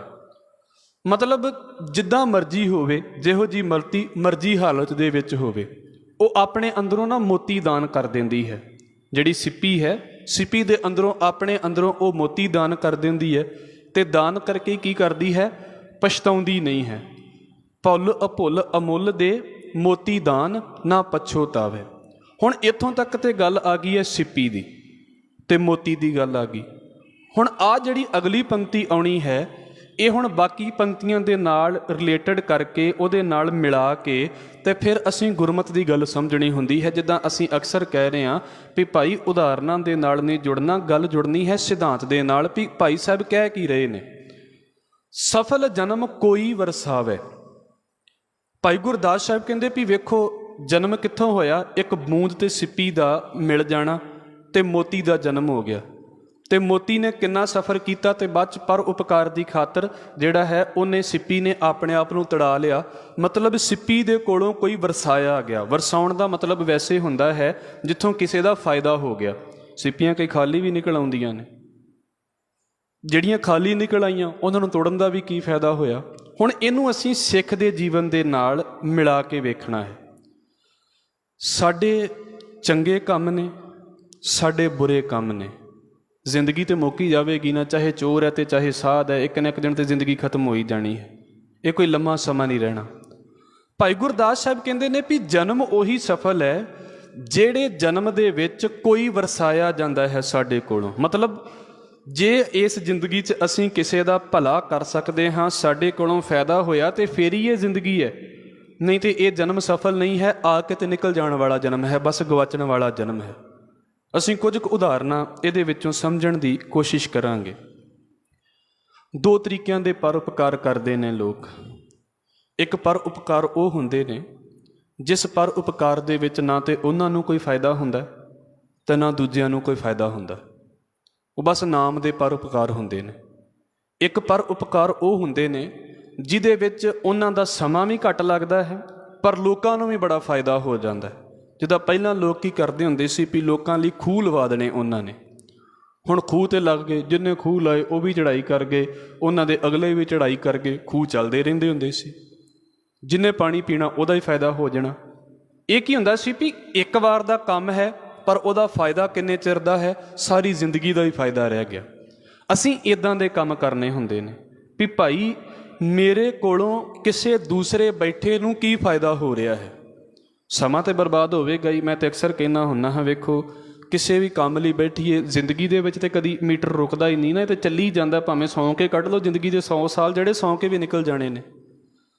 ਪਰ ਮੇਰੀ ਜ਼ਿੰਦਗੀ ਇੱਦਾਂ ਦੀ ਹੈ ਵੀ ਮੇਰੇ ਲਾਗੇ ਬੈਠ ਕੇ ਕਿਸੇ ਨੂੰ ਫਾਇਦਾ ਹੁੰਦਾ ਵੀ ਹਾਂ ਮੈਂ ਇਸ ਬੰਦੇ ਦੇ ਲਾਗੇ ਬੈਠਦਾ ਅਤੇ ਮੈਨੂੰ ਕੁਝ ਆਨੰਦ ਮਿਲਦਾ ਅਤੇ ਮੈਨੂੰ ਕੁਝ ਪੀਸ ਮਿਲਦਾ। ਇੱਕ ਬਚਨ ਤੋਂ ਗੱਲ ਸ਼ੁਰੂ ਕਰਾਂਗਾ। ਗੁਰੂ ਨਾਨਕ ਸਾਹਿਬ ਮਹਾਰਾਜ ਦੇ ਲਾਗੇ ਬੜੇ ਲੋਕ ਬੈਠਦੇ ਨੇ, ਪਰ ਫੇਰ ਆ ਕੇ ਬੈਠਣਾ ਚਾਹੁੰਦੇ ਨੇ। ਕਿਉਂ ਬੈਠਣਾ ਚਾਹੁੰਦੇ ਨੇ? ਸਿਰਫ ਇਸ ਕਰਕੇ ਵੀ ਇੱਥੇ ਆ ਕੇ ਜ਼ਿੰਦਗੀ ਮਿਲਦੀ ਹੈ। ਇੱਕ ਬਚਨ ਅਸੀਂ ਪੜ੍ਹਦੇ ਹੁੰਦੇ ਹਾਂ, ਹਜ਼ੂਰ ਕਹਿੰਦੇ ਨੇ, ਜਨਮ ਮਰਨ ਦੋਹੂ ਮੈਂ ਨਾਹੀਂ, ਜਨ ਪਰ ਉਪਕਾਰੀ ਆਏ, ਜੀ ਦਾਨ ਦੇ ਭਗਤੀ ਲਾਇਨ ਹਰਸਿਓ ਲੈਨ ਮਿਲਾਏ। ਸਤਿਗੁਰੂ ਕਹਿੰਦੇ ਨੇ ਵੀ ਅਸਲ ਦੇ ਵਿੱਚ ਜ਼ਿੰਦਗੀ ਜਿਹੜੀ ਹੈ ਨਾ, ਉਹ ਕਿਸੇ ਨੂੰ ਤੁਸੀਂ ਦੇ ਦੇਵੋ, ਤੁਸੀਂ ਏਡੇ ਤਗੜੇ ਹੋਣੇ ਚਾਹੀਦੇ ਜੇ। ਪਤਾ ਨਹੀਂ ਅਸੀਂ ਕਿਸ ਪਾਸੇ ਤੋਂ ਇਸ ਗੱਲ ਨੂੰ ਸੋਚਦੇ ਹੁੰਦੇ ਹਾਂ। ਅਤੇ ਮੈਂ ਕਈ ਵਾਰ ਤੁਹਾਡੇ ਅੱਗੇ ਬੇਨਤੀ ਵੀ ਕਰਦਾ ਹੁੰਦਾ ਵੀ ਅਸਲ ਦੇ ਵਿੱਚ ਨਾ ਸਾਡੀ ਹਾਲਤ ਬਹੁਤੀ ਵਾਰ ਇੱਦਾਂ ਦੀ ਹੋ ਜਾਂਦੀ, ਬੁਝੇ ਦੀਵਿਆਂ ਵਰਗੀ। ਵੀ ਹੁਣ ਬੁਝਿਆ ਦੀਵਾ ਜਿਹੜਾ ਹੈ ਉਹ 100 ਇੱਕ ਥਾਂ 'ਤੇ ਇਕੱਠੇ ਕਰ ਦਿਓ, ਕੀ ਚਾਨਣ ਕਰਨਾ? ਜਗ੍ਹਾ 'ਤੇ ਘੇਰ ਲੈਣਗੇ ਨਾ ਵੀ 100 ਦੀਵਾ ਪਿਆ ਹੋਇਆ ਹੈ, ਅਤੇ 100 ਦੀਵੇ ਨੂੰ ਥੋੜ੍ਹੀ ਥਾਂ 'ਤੇ ਥੋੜ੍ਹਾ ਰੱਖਿਆ ਜਾ ਸਕਦਾ। ਉਹਨਾਂ ਜਗ੍ਹਾ 'ਤੇ ਘੇਰਨੀ ਹੈ। ਪਰ ਹੁਣ ਉਹਨਾਂ ਨੂੰ ਕਹੋ ਵੀ 100 ਦੇ 100 ਦੀਵੇ ਚਾਨਣ ਕਰੋ, ਚਾਨਣ ਕੀ ਕਰਨਗੇ? ਬੁਝੇ ਕਦੀ ਚਾਨਣ ਹੀ ਨਹੀਂ ਕਰ ਸਕਦੇ। ਹੁਣ ਉਹਨਾਂ 100 ਦੀਵਿਆਂ ਦੇ ਲਾਗੇ ਸਿਰਫ ਇੱਕ ਜਗ ਦਾ ਦੀਵਾ ਰੱਖ ਦਈਏ, ਉਹ ਉਹਨਾਂ 100 ਦੇ ਨਾਲੋਂ ਚੰਗਾ ਹੈ। ਜਗ੍ਹਾ ਵੀ ਘੱਟ ਘੇਰੀ ਹੈ, ਚਾਨਣ ਵੀ ਕਰਦਾ ਪਿਆ ਹੈ। ਜ਼ਿੰਦਗੀ ਇੱਦਾਂ ਦੀ ਹੁੰਦੀ ਹੈ। ਮਾਫ਼ ਕਰਨਾ, ਸਾਡੇ ਵਿੱਚੋਂ ਬਹੁਤਿਆਂ ਦਾ ਹਾਲ, ਸਾਡੇ ਇੰਨਿਆਂ ਕੁ ਦੇ ਵਿੱਚੋਂ ਨਹੀਂ, ਦੁਨੀਆ ਦੇ ਵਿੱਚੋਂ ਹੀ ਇਹ ਹਾਲ ਹੋਇਆ। ਸਾਰੇ ਬੁਝੇ ਹੀ ਪਏ ਨੇ, ਬਸ ਕਿਸੇ ਨਾ ਕਿਸੇ ਚੀਜ਼ ਕਰਕੇ ਬੁਝੇ ਪਏ ਨੇ। ਜਿਹਦੇ ਲਾਗੇ ਮਰਜ਼ੀ ਤੁਸੀਂ ਬੈਠ ਜਾਓ। ਮਾਫ਼ ਕਰਨਾ, ਮੈਂ ਵਾਰ-ਵਾਰ ਮਾਫ਼ੀ ਮੰਗ ਕੇ ਇਸ ਗੱਲ ਨੂੰ ਕਹਿ ਰਿਹਾ ਹਾਂ, ਕਿਸੇ ਦੇ ਲਾਗੋਂ ਚੜ੍ਹਦੀ ਕਲਾ ਦੀ ਗੱਲ ਹੀ ਨਹੀਂ ਆਉਂਦੀ, ਕਿਸੇ ਦੇ ਲਾਗੋਂ ਨਹੀਂ ਆਉਂਦੀ। ਵੀ ਜਿਹਦੇ ਲਾਗੇ ਬੈਠ ਕੇ ਇੰਝ ਲੱਗੇ ਵੀ ਨਹੀਂ ਹੁਣ ਮੈਂ ਠੀਕ ਹਾਂ, ਹੁਣ ਮੈਂ ਤਗੜਾ ਹੋ ਕੇ ਤੁਰਾਂਗਾ। ਆਪਾਂ ਗੁਰੂ ਸਾਹਿਬ ਵਾਰੀ ਇਸ ਗੱਲ ਨੂੰ ਪੜ੍ਹਦੇ ਹਾਂ ਨਾ, ਵੀ ਮਹਾਰਾਜ ਨੇ ਇਸ ਗੱਲ ਨੂੰ ਕਹਿ ਦਿੱਤਾ ਜੀ, ਬੱਚਾ ਫੜ ਕੇ ਰੱਖੋ। ਅਸੀਂ ਮਹਾਰਾਜ ਵਾਰੀ ਇਸ ਗੱਲ ਨੂੰ ਕਹਿ ਦਿੰਦੇ ਨਾ ਜੀ, ਇੱਕ ਵਾਰ ਮਹਾਰਾਜ ਦੇ ਲਾਗੇ ਆਏ ਜੀ, ਬਾਅਦ 'ਚੋਂ ਬੰਦਾ ਦੁਬਾਰਾ ਹੋਇਆ ਹੀ ਨਹੀਂ ਜੀ, ਦੁਬਾਰਾ ਬੰਦੇ ਦਾ ਗਲਤੀ ਕਰਨ ਨੂੰ ਜੀ ਨਹੀਂ ਕੀਤਾ। ਕਿੱਡੇ ਕਮਾਲ ਦੀ ਖੇਡ ਹੈ ਨਾ। ਇਹਦਾ ਮਤਲਬ ਹੈ ਵੀ ਮਹਾਰਾਜ ਜ਼ਿੰਦਗੀ ਬਦਲ ਦਿੰਦੇ ਸੀ, ਸਾਡੇ ਲਾਗੇ ਆ ਕੇ ਜ਼ਿੰਦਗੀਆਂ ਕਿਉਂ ਨਹੀਂ ਬਦਲਦੀਆਂ? ਸਾਡੀ ਮੁੱਢਲੀ ਆਦਤ ਅਤੇ ਸਾਡੀ ਬੇਸਿਕ ਆਦਤ ਹੀ ਇਹ ਹੈ ਵੀ ਸਾਨੂੰ ਕੋਈ ਦੁੱਖ ਸੁਣਾਉਂਦਾ ਹੈ, ਅਸੀਂ ਇਸ ਕਰਕੇ ਨਹੀਂ ਦੁੱਖ ਸੁਣਦੇ ਵੀ ਇਹਦਾ ਦੁੱਖ ਘਟ ਜਾਵੇ, ਅਸੀਂ ਇਸ ਕਰਕੇ ਦੁੱਖ ਸੁਣਦੇ ਹਾਂ ਵੀ ਤੂੰ ਚੁੱਪ ਹੋ, ਤੈਨੂੰ ਮੈਂ ਆਪਣਾ ਦੱਸਾਂਗਾ। ਮੈਂ ਅਕਸਰ ਬੇਨਤੀ ਕਰਦਾ ਹੁੰਦਾ, ਹਜ਼ੂਰ ਕਹਿੰਦੇ ਦੁੱਖ ਕੀਆਂ ਪੰਡਾਂ ਖੁੱਲੀਆਂ, ਸੁੱਖ ਨਾ ਨਿਕਲਿਓ ਕੋਈ। ਆਹ ਸਾਡੇ ਹਾਲ ਨੇ ਵੀ ਭਾਈ ਮੈਂ ਆਪਣੀ ਪੰਡ ਖੋਲਾਂਗਾ, ਤੂੰ ਆਪਣੀ ਪੰਡ ਖੋਲ ਦੇ। ਅਤੇ ਜਦੋਂ ਪੰਡ ਹੀ ਦੁੱਖਾਂ ਦੀ ਹੈ ਅਤੇ ਉਹਦੇ ਵਿੱਚੋਂ ਸੁੱਖ ਕੀ ਨਿਕਲਣਾ ਹੈ? ਮੇਰਾ ਵੀ ਦੀਵਾ ਬੁਝਿਆ, ਤੁਹਾਡਾ ਵੀ ਦੀਵਾ ਬੁਝਿਆ, ਅਤੇ ਦੋਵਾਂ ਦੇ ਵਿੱਚੋਂ ਚਾਨਣ ਕਿਹੜੀ ਗੱਲ ਦਾ ਹੋਵੇਗਾ? ਇਹ ਇੱਦਾਂ ਦੀ ਜ਼ਿੰਦਗੀ ਹੋ ਗਈ। ਜਿਹਦੇ ਮਰਜ਼ੀ ਲੱਗ ਕੇ ਬੈਠੋ, ਤੁਹਾਨੂੰ ਬੰਦੇ ਜਿਹੜੇ ਨੇ ਡਿਮੋਰਲਾਈਜ਼ ਕਰਨ ਵਾਲੇ ਜ਼ਿਆਦਾ ਮਿਲਣਗੇ, ਨਾ ਕਿ ਤੁਹਾਨੂੰ ਇੱਦਾਂ ਦੇ ਬੰਦੇ ਮਿਲਣਗੇ ਵੀ ਕੁਝ ਨਹੀਂ ਹੁੰਦਾ, ਚੜ੍ਹਦੀ ਕਲਾ ਦੇ ਵਿੱਚ ਰਹਿ। ਕਿੰਨੇ ਕੁ ਬੰਦੇ ਤੁਹਾਨੂੰ ਇੱਦਾਂ ਦੇ ਮਿਲਣਗੇ? ਤੁਸੀਂ ਕਿਸੇ ਬੱਚੇ ਨੂੰ ਆਪਣੇ ਬੱਚੇ ਨੂੰ ਕਿਸੇ ਕੋਰਸ ਦੇ ਵਿੱਚ ਪਾਉਣਾ, ਉਦੋਂ ਤੋਂ ਪਹਿਲਾਂ ਵਾਲਿਆਂ ਨੂੰ ਪੁੱਛ ਕੇ ਵੇਖ ਲਓ ਵੀ ਭਾਈ ਤੇਰਾ ਬੱਚਾ ਕੋਰਸ ਕਰਦਾ ਪਿਆ ਵਾ, ਅਸੀਂ ਆਪਣਾ ਬੱਚਾ ਇਸ ਕੋਰਸ ਦੇ ਵਿੱਚ ਪਾ ਦਈਏ। ਉਹਨੂੰ ਪੁੱਛ ਕੇ ਵੇਖ ਲਓ ਕੀ ਜਵਾਬ ਹੋਵੇਗਾ। ਜੇ ਨਹੀਂ ਯਕੀਨ ਤਾਂ ਤੁਸੀਂ ਪੁੱਛ ਕੇ ਵੇਖ ਲੈਣਾ, ਪੁੱਛਿਆ ਵੀ ਹੋਵੇਗਾ। ਹਾਲਾਂਕਿ ਭਾਵੇਂ ਉਹਦੇ ਵਿੱਚ ਲੱਖਾਂ ਜਾਣੇ ਕੰਮ ਕਰਦੇ ਪਏ ਨੇ, ਮੈਂ ਨਹੀਂ ਕਹਿੰਦਾ ਵੀ ਸਾਰੀਆਂ ਲਾਈਨਾਂ ਹੀ ਚੰਗੀਆਂ ਨੇ, ਕਈਆਂ ਦਾ ਹਾਲ ਬਹੁਤ ਬੁਰਾ ਹੈ। ਪਰ ਹੋਇਆ ਕੀ, ਜ਼ਿੰਦਗੀ ਇੱਦਾਂ ਦੀ ਹੋਣੀ ਚਾਹੀਦੀ ਸੀ ਵੀ ਵਰਸਾਇਆ ਜਾਵੇ, ਸਾਡੇ ਲਾਗੇ ਆਵੇ ਅਤੇ ਅਸੀਂ ਉਹਨੂੰ ਇਹੋ ਜਿਹੀ ਸਲਾਹ ਤਾਂ ਦਈਏ ਵੀ ਉਹਨੂੰ ਲੱਗੇ ਵੀ ਹਾਂ ਇਹ ਬੰਦੇ ਦੇ ਕੋਲ ਕੁਝ ਜਗਦੀ ਚੀਜ਼ ਹੈ, ਕੁਝ ਜੀਵਨ ਹੈ। ਅਸੀਂ ਇੰਨੇ ਖੁਦ ਹੀ ਬੁਝੇ ਹੋਏ ਹਾਂ ਵੀ ਸਾਡੇ ਲਾਗੇ ਆ ਕੇ ਉਹ ਵਿਚਾਰਾ ਦੁੱਖ ਦੱਸਦਾ, ਅਸੀਂ ਕਹਿੰਦੇ ਹਾਂ ਵੀ ਤੂੰ ਦੁੱਖ ਦੱਸ ਕੇ ਘਟਾਉਣ ਥੋੜ੍ਹਾ ਆ, ਉਹ ਵਿਚਾਰਾ ਸਾਡੇ ਵੀ ਇਕੱਠੇ ਕਰਕੇ ਲੈ ਜਾਂਦਾ। ਬਸ ਆਹ ਹਾਲ ਹੈ ਸਾਡਾ। ਇੱਦਾਂ ਨਹੀਂ ਹੋਣੀ ਚਾਹੀਦੀ ਜ਼ਿੰਦਗੀ। ਮੈਂ ਨਹੀਂ ਕਹਿੰਦਾ ਵੀ ਦੁੱਖ ਦੱਸਣਾ ਨਹੀਂ ਚਾਹੀਦਾ ਕਿਸੇ ਨੂੰ, ਪਰ ਜੇ ਘੱਟੋ ਘੱਟ ਸਾਡੇ ਸਾਹਮਣੇ ਕੋਈ ਆ ਰਿਹਾ ਹੈ ਅਤੇ ਉਹਨੂੰ ਚੜ੍ਹਦੀ ਕਲਾ ਦੇ ਵਿੱਚ ਰੱਖਣ ਦਾ ਕੰਮ ਵੀ ਤਾਂ ਸਾਡਾ ਹੈ। ਇੱਕ ਗੱਲ ਗੁਰੂ ਅਮਰਦਾਸ ਸਾਹਿਬ ਮਹਾਰਾਜ ਜੀ ਦੇ ਅੱਗੇ ਰੱਖ ਦੇਵਾਂ, ਗੁਰੂ ਅਮਰਦਾਸ ਸਾਹਿਬ ਜੀ ਦੀ ਆਪ ਜੀ ਦੇ ਅੱਗੇ ਰੱਖ ਦੇਵਾਂ। ਰਾਮਕਲੀ ਸਦ ਤੁਸੀਂ ਪੜ੍ਹਦੇ ਜੇ ਅਤੇ ਵੇਖੋ, ਕੁਝ ਗੱਲਾਂ ਹੁੰਦੀਆਂ ਨੇ ਸੁਸਾਇਟੀ ਦੇ ਵਿੱਚ ਚੱਲਦੀਆਂ ਨੇ, ਅਤੇ ਕੁਝ ਗੱਲਾਂ ਹੁੰਦੀਆਂ ਨੇ ਵੀ ਸਾਨੂੰ ਗੁਰੂ ਘਰ ਨੇ ਕੀ ਕਿਹਾ ਹੈ ਵੀ ਅਸੀਂ ਕਿੱਦਾਂ ਕਰਨਾ ਹੁੰਦਾ ਹੈ ਉਸ ਗੱਲ ਨੂੰ। ਬਖਸ਼ ਲਵੇ ਸਤਿਗੁਰੂ, ਹਰ ਘਰ ਦੇ ਵਿੱਚ ਜਨਮ ਹੈ ਅਤੇ ਹਰ ਘਰ ਦੇ ਵਿੱਚ ਮੌਤ ਹੈ। ਹੁਣ ਇਹਨੂੰ ਇਦਾਂ ਬੋਲਿਆ ਜਾਂਦਾ ਹੈ, ਸਤਿਗੁਰੂ ਕਹਿੰਦੇ ਨੇ, ਸਤਿਗੁਰ ਭਾਣੈ ਆਪਣੈ ਬਹਿ ਪਰਿਵਾਰ ਸਦਾਇਆ, ਮਤ ਮੈਂ ਪਿੱਛੇ ਕੋਈ ਰੋਗ ਸੀਸੋ ਮੈਂ ਮੂਲ ਨਾ ਪਾਇਆ। ਗੁਰੂ ਅਮਰਦਾਸ ਸਾਹਿਬ ਮਹਾਰਾਜ ਜੀ ਨੇ ਪਰਿਵਾਰ ਇਕੱਠਾ ਕੀਤਾ ਤੇ ਪਹਿਲੀ ਗੱਲ ਮਹਾਰਾਜ ਕਹਿੰਦੇ ਵੀ ਜਦੋਂ ਮੈਂ ਚੜ੍ਹਾਈ ਕਰ ਗਿਆ, ਜਦੋਂ ਆਪਾਂ ਚਲੇ ਗਏ ਦੁਨੀਆ ਦੇ ਵਿੱਚੋਂ, ਤੇ ਕਿਸੇ ਨੇ ਰੋਣਾ ਨਹੀਂ ਹੈ, ਜੇ ਰੋਇਆ ਤਾਂ ਮੈਨੂੰ ਚੰਗਾ ਨਹੀਂ ਲੱਗੇਗਾ। ਹੁਣ ਇਹਦੇ ਵਿੱਚੋਂ ਇੱਕ ਗੱਲ ਬੜੇ ਕਮਾਲ ਦੀ ਨਿਕਲ ਆਉਂਦੀ ਹੈ। ਸਾਡੇ ਵਿੱਚ ਜਦੋਂ ਅਫਸੋਸ ਕੀਤਾ ਜਾਂਦਾ ਨਾ ਅੱਜ, ਉਹ ਇਸ ਗੱਲ ਦਾ ਅਫਸੋਸ ਨਹੀਂ ਕੀਤਾ ਜਾਂਦਾ ਵੀ ਕੋਈ ਨਹੀਂ ਤੂੰ ਚੜ੍ਹਦੀ ਕਲਾ ਦੇ ਵਿੱਚ ਰਹਿ। ਮਾਫੀ ਮੰਗ ਕੇ ਕਹਿ ਰਿਹਾ ਹਾਂ, ਅੱਜ ਕੱਲ੍ਹ ਅਫਸੋਸ ਇਸ ਗੱਲ ਦਾ ਕਰਾਇਆ ਜਾ ਰਿਹਾ ਵੀ ਤੂੰ ਹੋਰ ਰੋ, ਤੂੰ ਹੋਰ ਰੋ। ਉਹ ਕੀ ਹੋ ਰਿਹਾ? ਉਹ ਵਿਚਾਰਾ ਚੜ੍ਹਦੀ ਕਲਾ 'ਚ ਹੀ ਨਹੀਂ ਆਉਂਦਾ ਕਦੀ ਜ਼ਿੰਦਗੀ ਦੇ ਵਿੱਚ, ਹੋਰ ਪਿੱਛੇ ਹੋਰ ਪਿੱਛੇ ਹੋਰ ਪਿੱਛੇ ਸੁੱਟੀ ਗਏ ਅਗਲੇ ਨੂੰ। ਇਹ ਸਿਰਫ ਉਦਾਹਰਨ ਦੀ ਖਾਤਰ ਭਾਈ ਗੁਰਦਾਸ ਸਾਹਿਬ ਕਹਿੰਦੇ ਵੀ ਘਰ ਤੁਹਾਡੇ ਇੱਦਾਂ ਦੇ ਹੋਣ, ਤੁਹਾਡੇ ਜੀਵਨ ਤੇ ਇੱਦਾਂ ਦੇ ਹੋਣ ਵੀ ਤੁਹਾਡੇ ਜੀਵਨ ਤੋਂ ਕੋਈ ਕਣੀ ਲੈ ਕੇ ਜਾਵੇ, ਤੁਹਾਡੇ ਜੀਵਨ ਤੋਂ ਕੋਈ ਚੜ੍ਹਦੀ ਕਲਾ ਲੈ ਕੇ ਜਾਵੇ। ਤੇ ਇਹ ਵੀ ਮੈਂ ਆਪ ਜੀ ਦੇ ਅੱਗੇ ਰੱਖ ਦੇਵਾਂ। ਅੱਜ ਜਿਹੜੇ ਛੋਟੀਆਂ ਛੋਟੀਆਂ ਗੱਲਾਂ ਕਰਦੇ ਨੇ ਲੋਕ, ਬੜੇ ਖਿੱਚੇ ਜਾਂਦੇ ਨੇ ਇਹਨਾਂ ਵੱਲ ਵੀ ਆਹ ਗੱਲ ਬੜੀ ਵਧੀਆ ਕਰਦਾ। ਕਿਉਂ ਲੋਕ ਖਿੱਚੇ ਜਾਂਦੇ ਨੇ? ਕਿਉਂਕਿ ਲੋਕ ਅੰਦਰੋਂ ਇੰਨੇ ਖਾਲੀ ਨੇ। ਥੋੜ੍ਹੇ ਜਿਹੇ ਭਰੇ ਹੋਣਗੇ ਨਾ, ਲੋਕੀ ਇਹਨਾਂ ਗੱਲਾਂ ਤੋਂ ਇੰਪ੍ਰੈਸ ਹੀ ਨਹੀਂ ਹੁੰਦੇ। ਕਾਰਨ ਕੀ ਹੈ? ਸਿਰਫ ਇਸੇ ਕਰਕੇ ਨੇ ਵੀ ਲੋਕਾਂ ਨੂੰ ਆਪਣੇ ਅੰਦਰ ਇੰਨਾ ਖਾਲੀਪਣ ਹੋ ਗਿਆ ਹੈ ਲੋਕਾਂ ਦੇ, ਵੀ ਕੋਈ ਥੋੜ੍ਹੀ ਜਿਹੀ ਗੱਲ ਕਰਦਾ ਲੋਕੀ ਉਹਦੇ ਵੱਲ ਡਿੱਗ ਪੈਂਦੇ ਨੇ ਜਾ ਕੇ ਵੀ ਹਾਂ ਇਹ ਗੱਲ ਕਰਦਾ ਪਿਆ ਹੈ। ਆਪਣੇ ਅੰਦਰ ਨੂੰ ਭਰਨ ਦੀ ਕੋਸ਼ਿਸ਼ ਕਰੀਏ। ਬਾਹਰ ਦੀਆਂ ਚੀਜ਼ਾਂ ਦੀ ਗੱਲ ਅਸੀਂ ਕੱਲ੍ਹ ਵਿਚਾਰ ਲਈ ਹੈ ਪਰਸੋਂ, ਵੀ ਭਾਈ ਸਾਡੇ ਘਰ ਦੇ ਵਿੱਚ ਚੀਜ਼ਾਂ ਹੋਣ ਤੇ ਅਸੀਂ ਵੰਡ ਦੇਣੀਆਂ ਨੇ, ਇਹ ਸਾਡਾ ਪਹਿਲਾ ਸਿਧਾਂਤ ਹੈ। ਪਰ ਜੇ ਕੋਈ ਮੇਰੇ ਲਾਗੇ ਆ ਕੇ ਬੈਠਦਾ ਹੈ ਤੇ ਉਹ ਮੇਰੇ ਕੋਲੋਂ ਗੱਲਾਂ ਕਿਹੋ ਜਿਹੀਆਂ ਸਿੱਖ ਕੇ ਜਾਂਦਾ ਵੀ ਜੇ ਆ ਰਿਹਾ ਹੈ ਜੋ ਸਿਰ ਸੁੱਟ ਕੇ ਆਇਆ ਸੀ ਤੇ ਵਾਪਸ ਵੀ ਸਿਰ ਸੁੱਟ ਕੇ ਗਿਆ ਕਿ ਸਿਰ ਚੁੱਕ ਕੇ ਗਿਆ ਹੈ, ਇੰਨਾ ਕਿਤੇ ਹੋਵੇ। ਇਹ ਸਿਰਫ ਮੇਰੀ ਗੱਲ ਨਹੀਂ ਹੈ, ਇਹ ਸਾਡੇ ਸਾਰਿਆਂ ਦੀ ਗੱਲ ਹੈ। ਇੱਕ ਗੱਲ ਭਾਈ ਵੀਰ ਸਿੰਘ ਹੁਣਾਂ ਨੇ ਲਿਖੀ ਹੈ, ਮੈਂ ਆਪ ਜੀ ਦੇ ਅੱਗੇ ਰੱਖ ਦੇਵਾਂ, ਡਿਮੋਰਲਾਈਜ਼ ਕਰਨ ਦੇ ਬਾਰੇ। ਵੀ ਤੁਹਾਨੂੰ ਬਹੁਤੀ ਲਾਈਨ ਦੇ ਵਿੱਚ ਜਾਂ ਸੁਸਾਇਟੀ ਦੇ ਵਿੱਚ ਬਹੁਤੇ ਬੰਦੇ ਇਹੋ ਹੀ ਮਿਲਣਗੇ ਵੀ ਛੱਡ ਪਰਾਂ, ਹੈ ਨਹੀਂ ਕੁਝ।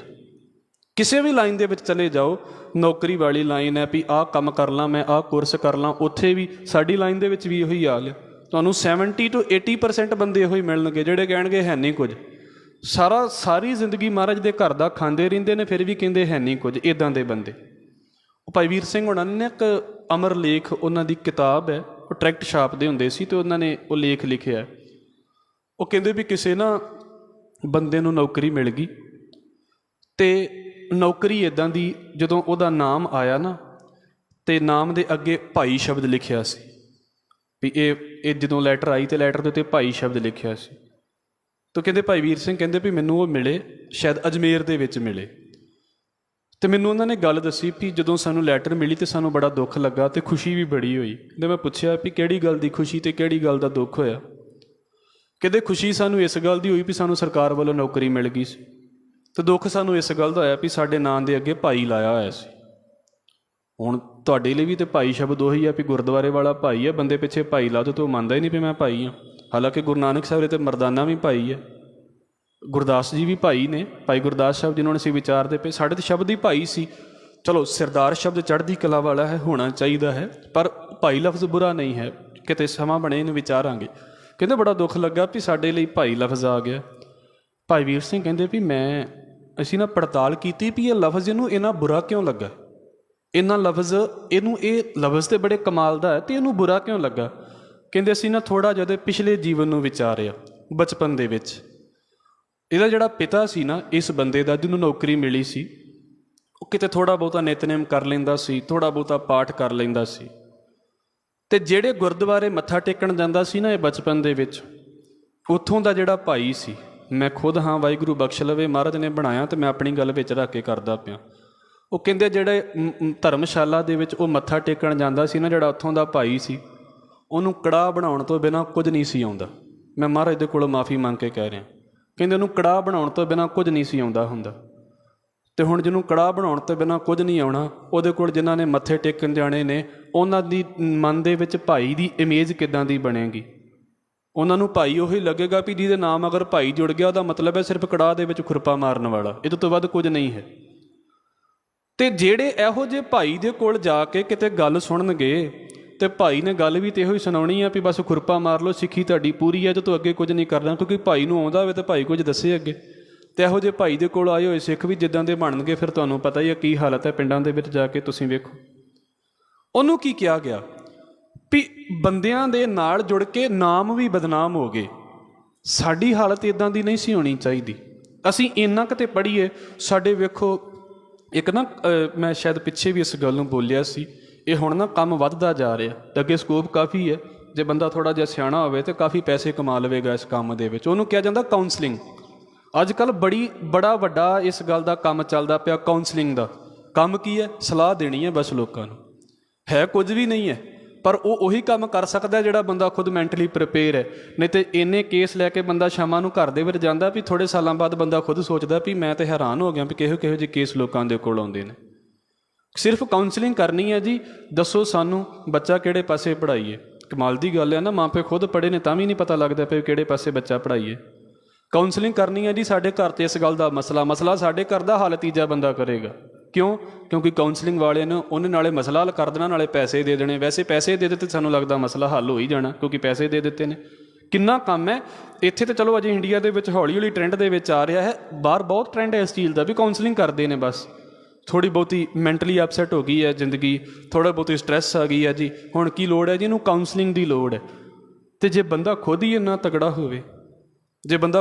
ਤਗੜਾ ਹੋਵੇ, ਤੇ ਇਹਨਾਂ ਚੀਜ਼ਾਂ ਦੀ ਤਾਂ ਬੰਦੇ ਨੂੰ ਕਦੀ ਲੋੜ ਹੀ ਨਾ ਪਵੇ।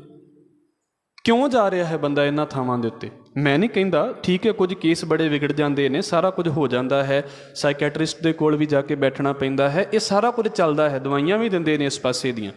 ਪਰ ਨਿੱਕੀ ਨਿੱਕੀ ਗੱਲ ਦੇ ਉੱਤੇ ਬੰਦੇ ਦੇ ਕੋਲ ਆਪ ਇੰਨਾ ਖਾਲੀ ਹੋਵੇ ਵੀ ਬਸ ਉਹਦੇ ਕੋਲ ਜਾ ਕੇ ਬੈਠ ਜਾਣਾ ਜੀ, ਮੈਨੂੰ ਕੁਝ ਸਮਝ ਹੀ ਨਹੀਂ ਆਉਂਦੀ। ਕਿਉਂ ਨਾ ਸਮਝ ਆਵੇ ਸਿੱਖ ਨੂੰ? ਸਿੱਖ ਦਾ ਜੀਵਨ ਐਡਾ ਨਿਕੰਮਾ ਜਿਹਾ ਕਿਉਂ ਹੋਵੇ ਵੀ ਲੱਗੇ ਹੀ ਨਾ ਵੀ ਹੈ ਹੀ ਨਹੀਂ ਕੁਝ? ਹਰ ਗੱਲ ਦੇ ਉੱਤੇ ਦੂਜੇ ਕੋਲੋਂ ਸਲਾਹ ਕਿਉਂ ਲਈ ਜਾਵੇ? ਅੰਦਰ ਕਿਉਂ ਨਹੀਂ ਭਰਿਆ ਉਹਦਾ? ਅੰਦਰੋਂ ਕਿਉਂ ਨਹੀਂ ਤਗੜਾ ਉਹ? ਇਹਨੂੰ ਓਵਰ ਕੌਨਫੀਡੈਂਟ ਵੀ ਨਹੀਂ ਕਿਹਾ ਜਾਂਦਾ ਵੀ ਬੰਦਾ ਓਵਰ ਕੌਨਫੀਡੈਂਟ ਹੋ ਕੇ ਚੱਲੇ ਵੀ ਮੈਂ ਜੋ ਕਰਦਾ ਠੀਕ ਹੀ ਕਰਦਾ, ਪਰ ਘੱਟੋ ਘੱਟ ਸੈਲਫ ਦੇ ਉੱਤੇ ਤਾਂ ਇੰਨਾ ਕੌਨਫੀਡੈਂਸ ਹੋਵੇ ਵੀ ਮੈਂ ਜੋ ਜੀ ਰਿਹਾ ਹਾਂ ਮੈਨੂੰ ਸੰਤੁਸ਼ਟੀ ਹੈ ਇਸ ਲਾਈਫ ਦੇ ਉੱਤੋਂ। ਵੇਖ ਲਓ ਕੀ ਹਾਲ ਹੈ ਸਾਡਾ, ਕਿੱਥੋਂ ਦੀਆਂ ਸਲਾਹਾਂ ਨੇ। ਮੈਂ ਮਾफ़ੀ ਮੰਗ ਕੇ ਇਸ ਗੱਲ ਨੂੰ ਕਹਿ ਰਿਹਾ ਹਾਂ, ਸਾਡੇ ਲੋਕਾਂ ਦੀਆਂ, ਤੁਸੀਂ ਖਾਸ ਕਰਕੇ ਜਦੋਂ ਟਰੈਂਡਿੰਗ ਆਉਂਦੀ ਹੈ ਨਾ, ਉਹ ਡਾਟਾ ਵੇਖਿਆ ਜਾਂਦਾ ਵੀ ਕਿਹੜੀ ਚੀਜ਼ ਜ਼ਿਆਦਾ ਟਰੈਂਡ ਦੇ ਵਿੱਚ ਹੈ, ਵੀ ਅੱਜ ਕਿਹੜੀ ਚੀਜ਼ ਲੋਕਾਂ ਨੇ ਜ਼ਿਆਦਾ ਸਰਚ ਕੀਤੀ ਹੈ। ਉਹਦੇ ਵਿੱਚ ਕਦੀ ਕਦੀ ਤਾਂ ਹੈਰਾਨ ਹੋ ਜਾਂਦਾ ਵੀ ਲੋਕ ਕਿਹੜੀ ਚੀਜ਼ ਨੂੰ ਸਰਚ ਕਰਦੇ ਨੇ। ਨਿਕੰਮੀਆਂ ਚੀਜ਼ਾਂ, ਬਿਲਕੁਲ ਨਿਕੰਮੀਆਂ, ਵੀ ਜਿਹੜੀਆਂ ਆਮ ਘਰਾਂ ਦੇ ਵਿੱਚ ਵੀ ਪਤਾ ਲੱਗ ਸਕਦੀਆਂ ਨੇ, ਲੋਕੀ ਉਹ ਵੀ ਉੱਥੇ ਸਰਚ ਕਰਦੇ ਪਏ ਨੇ। ਕਿਉਂ ਕਰਦੇ ਪਏ ਨੇ? ਕਿਉਂਕਿ ਖਾਲੀ ਹੈ ਸਾਰਾ ਕੁਝ। ਬੰਦਾ ਉੱਥੋਂ ਤੋਂ ਰੋਟੀ ਬਣਾਉਣੀ ਸਿੱਖਦਾ ਪਿਆ ਵੀ ਇੰਟਰਨੈਟ ਤੋਂ ਰੋਟੀ ਬਣਾਉਣੀ ਸਿੱਖ ਲਾਂ, ਅਤੇ ਜੇ ਘਰ 'ਚ ਕੋਈ ਸਿਖਾਉਂਦਾ ਤਾਂ ਫਿਰ ਬੰਦਾ ਸਿੱਖਣ ਨੂੰ ਤਿਆਰ ਨਹੀਂ ਹੈ। ਇਹ ਕੀ ਹਾਲ ਹੋ ਗਏ? ਜੇ ਘਰ 'ਚ ਮਾਤਾ ਪਿਤਾ ਸਿਖਾਉਣਗੇ ਜਾਂ ਰਿਸ਼ਤੇਦਾਰ ਸਿਖਾਉਣਗੇ ਤਾਂ ਫਿਰ ਦਿੱਕਤ ਹੈ, ਪਰ ਮੈਂ ਤਾਂ ਇੰਟਰਨੈਟ ਤੋਂ ਬਣਾਉਣੀ ਸਿੱਖਦਾ ਪਿਆ ਹਾਂ। ਇੰਨਾ ਖਾਲੀ ਹੋ ਜਾਣਾ ਵੀ ਹਰ ਚੀਜ਼ ਦੇ ਲਈ ਡਿਪੈਂਡੇਬਿਲਿਟੀ ਦੂਜੀ ਚੀਜ਼ ਦੇ ਉੱਤੇ ਕਰ ਦੇਣੀ ਵੀ ਨਹੀਂ ਜੀ ਮੈਨੂੰ ਨਹੀਂ ਪਤਾ, ਦੂਜੇ ਨੂੰ ਜ਼ਿਆਦਾ ਪਤਾ ਹੈ। ਨਹੀਂ, ਭਾਈ ਗੁਰਦਾਸ ਸਾਹਿਬ ਕਹਿੰਦੇ ਇੰਨੇ ਕੁ ਭਰ ਕੇ ਰਹੋ ਵੀ ਤੁਹਾਡੀ ਜ਼ਿੰਦਗੀ ਸਫਲ ਹੋਵੇ ਅਤੇ ਤੁਹਾਡੇ ਕੋਈ ਦੂਜਾ ਭਰ ਕੇ ਜਾਵੇ, ਤੁਸੀਂ ਖਾਲੀ ਨਾ ਹੋਵੋ। ਇੰਨੇ ਕੁ 'ਤੇ ਭਰ ਕੇ ਰੱਖੋ। ਇੱਕ ਬਚਨ ਚਲੋ ਆਪਾਂ ਭਾਈ ਗੁਰਦਾਸ ਸਾਹਿਬ ਜੀ ਦਾ ਹੋਰ ਵਿਚਾਰ ਲਈਏ ਸਾਡੇ ਘਰਾਂ ਦੇ ਬਾਰੇ। ਮੈਂ ਫੇਰ ਕਹਿ ਰਿਹਾ, ਸਾਡੀਆਂ ਪੜ੍ਹਾਈਆਂ ਦਾ ਫਾਇਦਾ ਤਾਂ ਜੇ ਅਸੀਂ ਖੁਦ ਡਿਮੋਰਲਾਈਜ਼ ਨਹੀਂ ਹੁੰਦੇ। ਜੇ ਅਸੀਂ ਪੜ੍ਹ ਕੇ ਵੀ ਡਿੱਗ ਹੀ ਪੈਂਦੇ ਹਾਂ, ਸਾਡੇ ਅੰਦਰ ਕੌਨਫੀਡੈਂਸ ਹੀ ਨਹੀਂ ਹੈ, ਅਤੇ ਸਿਰਫ ਕਿਤਾਬਾਂ ਦਾ ਭਾਰ ਲੱਦਿਆ ਅਤੇ ਡਿਗਰੀਆਂ ਕੰਧਾਂ 'ਤੇ ਟੰਗੀਆਂ ਨੇ, ਤੋਂ ਵੱਧ ਕੁਝ ਵੀ ਨਹੀਂ ਹੈ ਸਾਡਾ। ਜੇ ਸਾਡੀ ਪੜ੍ਹਾਈ ਨੇ ਸਾਨੂੰ ਸੰਤੁਸ਼ਟੀ ਨਹੀਂ ਕੀਤਾ, ਸਟਰੈਸ ਦਿੱਤੀ ਹੈ, ਅਤੇ ਕੁਝ ਵੀ ਨਹੀਂ ਹੈ ਇਹ ਪੜ੍ਹਾਈ। ਸਾਨੂੰ ਵੇਖਣ ਨੂੰ ਲੱਗਦਾ ਵੀ ਲੈ ਅਸੀਂ 20 ਸਾਲ ਲਾਏ ਨੇ ਅਤੇ ਐਵੇਂ ਕੁਝ ਨਹੀਂ ਹੈ, ਅਤੇ ਹੈ ਵੀ ਕੀ ਹੈ? ਇਹ ਕੁਝ ਵੀ ਨਹੀਂ ਹੈ, ਬੇਕਾਰ ਹੈ। ਕਿੰਨੇ ਲੋਕ ਨੇ ਜੋਬ ਕਰਦੇ ਨੇ, ਤਨਖਾਹਾਂ ਵੀ ਚੰਗੀਆਂ ਨੇ, ਅਤੇ ਬਾਅਦ 'ਚ ਕੀ ਕਰਦੇ ਨੇ? ਸਾਨੂੰ ਜੀ ਸਟਰੈਸ ਲੀਵ ਚਾਹੀਦੀ ਹੈ। ਕਿਉਂ ਚਾਹੀਦੀ ਹੈ? ਅਸੀਂ ਅੱਕ ਗਏ ਹਾਂ ਇਸ ਕੰਮ ਨੂੰ ਕਰਕੇ। ਇਹ ਅਕਾਵੇਗੀ ਬਸ, ਹੋਰ ਕੁਝ ਨਹੀਂ ਕਰੇਗੀ। ਇਸੇ ਜ਼ਿੰਦਗੀ ਨੂੰ ਜੀਂਦਿਆਂ ਖਾਲੀ ਹੋਵਾਂਗੇ ਅਤੇ ਅੱਕ ਜਾਵਾਂਗੇ। ਇਹ ਹੁਣ ਦੀਆਂ ਗੱਲਾਂ ਕੀ ਹੈ, ਅੱਗੇ ਤੇ ਤੋਂ ਵੀ ਹਾਲਾਤ ਬੁਰੇ ਆ ਰਹੇ ਨੇ। ਹੁਣ ਵੇਖੋ ਭਾਈ ਗੁਰਦਾਸ ਸਾਹਿਬ ਇੱਕ ਬਚਨ ਕਰਦੇ ਨੇ, ਕਹਿੰਦੇ ਨੇ ਕਿ 5 ਬਾਰ ਗੰਗ ਜਾਏ। ਸਾਡੇ ਘਰ ਦਾ ਮਾਹੌਲ ਕੀ ਹੋਣਾ ਚਾਹੀਦਾ ਸੀ? ਪੁਰਾਣੇ ਲੋਕਾਂ ਨੂੰ ਇੰਝ ਲੱਗਦਾ ਹੁੰਦਾ ਸੀ ਵੀ ਗੰਗਾ 'ਤੇ ਜਾ ਕੇ ਨਹਾ ਲਿਆ ਅਤੇ ਸਮਝ ਲਓ ਬੜਾ ਪੁੰਨ ਕਰ ਲਿਆ। 5 ਬਾਰ ਗੰਗ ਜਾਏ, ਬਾਰ ਪੰਚ ਪਰਾਗ ਨਾਏ, ਤੈਸਾ ਪੁੰਨ ਏਕ ਗੁਰ ਸਿੱਖ ਕੋ ਨਵਾਏਗਾ। ਤੁਹਾਡੇ ਘਰਾਂ ਦੇ ਵਿੱਚ, ਸਾਡੇ ਘਰਾਂ ਦੇ ਵਿੱਚ ਇਹ ਮਾਹੌਲ ਹੋਣਾ ਚਾਹੀਦਾ ਹੈ। ਚਲੋ ਅਸੀਂ ਇਸ ਗੱਲ ਨੂੰ ਪਰਸੋਂ ਵਿਚਾਰਿਆ ਹੈ ਵੀ ਸਾਡੇ ਘਰ ਦੇ ਵਿੱਚੋਂ ਸੇਵਾ ਵਾਲਾ ਪਾਸਾ ਪਰੇ ਨਹੀਂ ਹੋਣਾ ਚਾਹੀਦਾ। ਵੀ ਕੋਈ ਆਇਆ ਹੈ, ਰੋਟੀ ਤੋਂ, ਕਿਸੇ ਵੀ ਚੀਜ਼ ਤੋਂ ਉਹ ਭੁੱਖਾ ਨਹੀਂ ਮੁੜਨਾ ਚਾਹੀਦਾ ਵੀ ਅਸੀਂ ਕਹੀਏ ਜੀ ਅਸੀਂ ਤਾਂ ਬਸ ਪੜ੍ਹੇ ਲਿਖੇ ਹਾਂ, ਰੋਟੀ ਨਹੀਂ ਪਕਾ ਸਕਦੇ। ਉਹ ਸਾਡੇ ਘਰ ਕਾਹਦੇ ਹੋਏ ਵੀ ਮਾਲਕ ਰਿਜ਼ਕ ਤੇ ਦੇ ਦੇਵੇ, ਪਰ ਪਕਾਉਣ ਵਾਲਿਆਂ ਦੇ ਕੋਲੋਂ ਪਕਾਉਣ ਦੀ ਤਾਕਤ ਖੋਹ ਲਵੇ, ਉਹ ਘਰ ਕਾਹਦੇ ਹੋਣਗੇ? ਪਿੱਛੇ ਜੇ UK ਦਾ ਇੱਕ ਸਰਵੇ ਸੀ, ਸ਼ਾਇਦ 2-3 ਸਾਲ ਪਹਿਲਾਂ ਦੀ ਗੱਲ ਹੈ, ਉਹ ਕਹਿੰਦੇ ਵੀ ਜੀ ਇਹੋ ਹੀ ਹਾਲ ਰਹਿ ਗਿਆ ਨਾ ਅਤੇ 60 ਤੋਂ 70% ਲੋਕਾਂ ਨੂੰ ਰੋਟੀ ਪਕਾਉਣੀ ਭੁੱਲ ਜਾਵੇਗੀ। ਇੰਨੀ ਡਿਪੈਂਡੇਬਿਲਿਟੀ ਜਿਹੜੀ ਆ ਬਾਹਰ ਦੇ ਫੂਡ ਦੇ ਉੱਤੇ ਹੋ ਗਈ। ਠੀਕ ਹੈ, ਕੰਮ ਕਰਦੇ ਹੋਣਗੇ, ਅਸੀਂ ਇਸ ਗੱਲ ਨੂੰ ਨਹੀਂ ਲੈ ਕੇ ਚੱਲਦੇ, ਪਰ ਜੇ ਮਾਲਕ ਨੇ ਰਿਜ਼ਕ ਦਿੱਤਾ ਹੋਵੇ ਅਤੇ ਬਣਾਉਣ ਦੀ ਤਾਕਤ ਖੋਹ ਲਵੇ, ਅਤੇ ਸਾਡੇ ਰਿਜ਼ਕ ਜਿਹੜੇ ਇਕੱਠੇ ਕੀਤੇ ਕਿਸ ਕੰਮ ਦੇ ਵਿੱਚ ਆਉਂਦੇ ਨੇ? ਇਹ ਤਾਂ ਦੋਵੇਂ ਖੇਡਾਂ ਵਾਪਰ ਗਈਆਂ ਨਾ। ਪਹਿਲਾਂ ਕਹਿੰਦੇ ਸੀ ਸਾਡੇ ਕੋਲ ਹੈ ਨਹੀਂ, ਹੁਣ ਹੈ ਤੇ ਬਣਾਉਣ ਦਾ ਟਾਈਮ ਖਤਮ ਹੋ ਜਾਵੇਗਾ। ਇਹ ਕਿਹੜੀ ਚੀਜ਼ ਹੈ? ਪੰਚ ਬਾਰ ਗੰਗ ਜਾਏ ਬਾਰ ਪੰਚ ਪਰਾਗ ਨਹਾਏ, ਤੈਸਾ ਪੁੰਨ ਏਕ ਗੁਰ ਸਿੱਖ ਕੋ ਨਿਭਾਏਗਾ। ਜੇ ਭਾਈ ਤੁਸੀਂ ਉਹਦੇ ਇਸ਼ਨਾਨ ਦਾ ਪ੍ਰਬੰਧ ਕਰ ਲਿਆ ਹੈ ਨਾ, ਤੇ ਤੁਸੀਂ ਸਮਝ ਲਓ 5 ਵਾਰ ਗੰਗਾ ਤੇ 5 ਵਾਰ ਪ੍ਰਯਾਗ ਦਾ ਇਸ਼ਨਾਨ ਕਰ ਲਿਆ ਹੈ, ਤੁਹਾਨੂੰ ਕਿਤੇ ਜਾਣ ਦੀ ਲੋੜ ਨਹੀਂ ਹੈ। ਸਿੱਖ ਕੋ ਪਿਲਾਏ ਪਾਣੀ ਭਾਓ ਕਰ ਕੁਲ ਖੇਤ, ਅਸ਼ਮੇਧ ਜਗ ਫਲ ਸਿੱਖ ਕੋ ਜਿਵਾਏਗਾ। ਜਿਹੜਾ ਬੰਦਾ ਸਿੱਖ ਨੂੰ ਪਾਣੀ ਪਿਆ ਦਿੰਦਾ ਹੈ, ਸਿੱਖ ਦਾ ਮਤਲਬ ਇੱਥੇ ਹੁਣ ਲੋੜਵੰਦ ਵੀ ਆ ਗਿਆ। ਇੱਦਾਂ ਨਹੀਂ, ਮੈਂ ਪੜ੍ਹਦਾ ਪਿਆ ਸੀ ਸੰਤ ਸਵੈ ਸਿੰਘ ਹੋਣਾ ਦਾ ਜੀਵਨ। ਕਹਿੰਦੇ ਨੇ ਵੀ ਦਰਬਾਰ ਸਾਹਿਬ ਦੇ ਅੰਦਰ ਹੁਣ ਤੁਸੀਂ ਵੇਖੋਗੇ 4 ਜਿਹੜੇ ਕਾਰਨਰ ਨੇ, ਚੌਵਾਂ ਦੇ ਵਿੱਚ ਛਬੀਲ ਲੱਗੀ ਹੁੰਦੀ ਹੈ, ਜਿੱਥੋਂ ਤੁਸੀਂ ਜਲ ਛਕਦੇ ਜੇ ਚੌਵਾਂ ਪਾਸਿਆਂ 'ਤੇ ਲੱਗੀ ਹੁੰਦੀ ਹੈ। ਭਾਈ ਵੀਰ ਸਿੰਘ ਕਹਿੰਦੇ ਨੇ ਸਭ ਤੋਂ ਪਹਿਲੀ ਛਬੀਲ ਉਹਨਾਂ ਦੇ ਨਾਮ ਦੇ ਉੱਤੇ ਪਰਿਕਰਮਾ ਦੇ ਵਿੱਚ ਲੱਗੀ ਹੋਈ ਸੀ। ਸ਼ਾਹਬਾਦੀਆਂ ਦਾ ਬੁੰਗਾ ਉਹਨਾਂ ਨੇ ਬੋਲਿਆ ਵੀ ਉਹਦੇ ਲਾਗੇ ਛਬੀਲ ਸੀ। ਔਰ ਕਰਦੇ ਕੀ ਹੁੰਦੇ ਸੀ, ਉਹਨਾਂ ਦੀ ਦੁਕਾਨ ਹੁੰਦੀ ਸੀ ਲਾਗੇ ਹੀ, ਬਾਬਾ ਅਟਲ ਰਾਏ ਦੇ ਗੁਰਦੁਆਰਾ ਸਾਹਿਬ ਦੇ ਕੋਲ ਉਹਨਾਂ ਦੀ ਦੁਕਾਨ ਹੁੰਦੀ ਸੀ।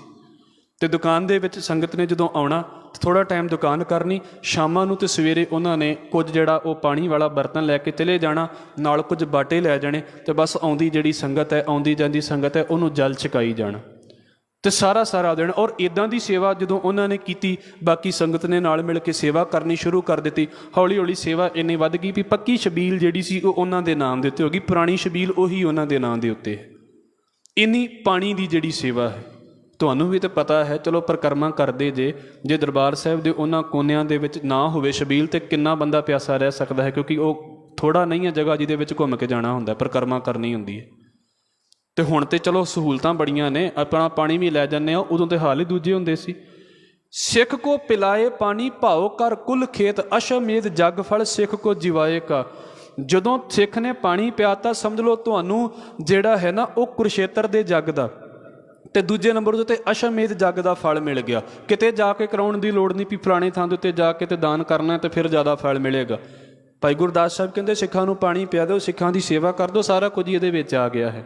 ਫਿਰ ਆਹ ਜਿਹੜੀ ਸਭ ਤੋਂ ਇੰਪੋਰਟੈਂਟ ਗੱਲ ਹੈ, ਕੁਝ ਚੀਜ਼ਾਂ ਹੁੰਦੀਆਂ ਨੇ ਜਿਹਦੇ ਲਈ ਅਸੀਂ ਪੈਸਾ ਦੇਣਾ ਹੁੰਦਾ ਹੈ, ਕਿ ਮੰਨ ਲਓ ਸੇਵਾ ਕਰਨੀ ਹੈ ਜੀ, ਪੈਸੇ ਤੋਂ ਬਿਨਾਂ ਸੇਵਾ ਨਹੀਂ ਕਰ ਸਕਦੇ। ਹੁਣ ਤਾਂ ਕਮਾਲ ਦੀ ਗੱਲ ਹੈ ਵੀ ਜੇਕਰ ਪੈਸਾ ਨਹੀਂ ਹੋਵੇ ਤਾਂ ਫਿਰ ਅਸੀਂ ਸੇਵਾ ਵੀ ਨਾ ਕਰਾਂਗੇ। ਨਹੀਂ, ਭਾਈ ਗੁਰਦਾਸ ਸਾਹਿਬ ਕੀ ਕਹਿੰਦੇ ਨੇ, ਜੈਸੇ ਸਤ ਮੰਦਰ ਕੰਚਨ ਕੇ ਉਸਾਰ ਦੀਨੇ, ਤੈਸਾ ਪੁੰਨ ਸਿੱਖ ਕੋ ਇੱਕ ਸ਼ਬਦ ਸਿਖਾਏਗਾ। ਕੋਸ਼ਿਸ਼ ਕਰੋ, ਮੈਂ ਫਿਰ ਬੇਨਤੀ ਕਰ ਦੇਵਾਂ, ਜੇ ਮਾਲਕ ਨੇ ਤੁਹਾਨੂੰ ਐਜੂਕੇਸ਼ਨ ਦੇ ਦਿੱਤੀ ਹੈ, ਜਿਸ ਵੀ ਲਾਈਨ ਦੇ ਵਿੱਚ ਹੋ, ਹਰ ਬੰਦਾ ਇੱਕ ਲਾਈਨ ਦੇ ਵਿੱਚ ਮਾਸਟਰ ਹੁੰਦਾ ਹੈ, ਸਾਰੀਆਂ ਲਾਈਨ ਦੇ ਵਿੱਚ ਮਾਸਟਰ ਨਹੀਂ ਹੋ ਸਕਦਾ।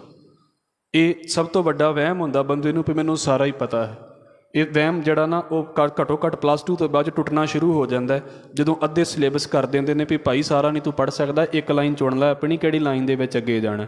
ਅਤੇ ਉਹਦੇ ਵਿੱਚੋਂ ਵੀ ਅੱਗੇ ਜਾਂਦਿਆਂ ਉਹ ਇੱਕ ਲਾਈਨ ਦੇ ਵਿੱਚੋਂ ਵੀ ਫਿਰ ਇੱਕ ਹੀ ਲਾਈਨ ਰਹਿ ਜਾਂਦੀ ਹੈ ਵੀ ਮੈਂ ਇਸ ਲਾਈਨ ਦੇ ਵਿੱਚ ਅੱਗੇ ਚੱਲ ਸਕਦਾ ਹਾਂ। ਮਾਸਟਰ ਉਹਦੇ ਵਿੱਚ ਵੀ ਨਹੀਂ ਹੁੰਦਾ ਬੰਦਾ। ਜਿਹੜੀ ਵੀ ਲਾਈਨ ਦੇ ਵਿੱਚ ਮਾਲਕ ਨੇ ਸਾਨੂੰ ਗੁਣ ਦਿੱਤਾ ਹੈ, ਮੈਂ ਉਸ ਲਾਈਨ ਦੇ ਵਿੱਚ ਕਿਹਦਾ ਭਲਾ ਕਰ ਸਕਦਾ। ਮੈਂ ਆਪਣੀ ਗੱਲ ਹੀ ਕਰਦਾ ਹੁੰਦਾ ਵੀ ਜੇ ਮੈਂ ਇਹਨੂੰ ਸੋਚਾਂ ਤਾਂ ਮੇਰੇ ਕੋਲ ਲੋਕ ਆਉਂਦੇ ਨੇ, ਅਤੇ ਜੇ ਤਾਂ ਮੈਂ ਵਹਿਮਾਂ 'ਚ ਹੀ ਪਾ ਕੇ ਮੋੜ ਦੇਵਾਂ ਤਾਂ ਫਿਰ ਮੈਂ ਲਾਈਨ ਦੇ ਵਿੱਚ ਰੱਬ ਦਾ ਦੇਣਦਾਰ ਹੋ ਗਿਆ। ਇੱਦਾਂ ਮਾਲਕ ਨੇ ਤੁਹਾਡੇ ਬੱਚਿਆਂ ਨੂੰ ਅਤੇ ਤੁਹਾਨੂੰ ਪੜ੍ਹਾਈਆਂ ਦਿੱਤੀਆਂ ਨੇ, ਤੁਸੀਂ ਪੜ੍ਹਾਈਆਂ 'ਚ ਕਿਸੇ ਦਾ ਕੀ ਭਲਾ ਕਰ ਸਕਦੇ ਜੇ।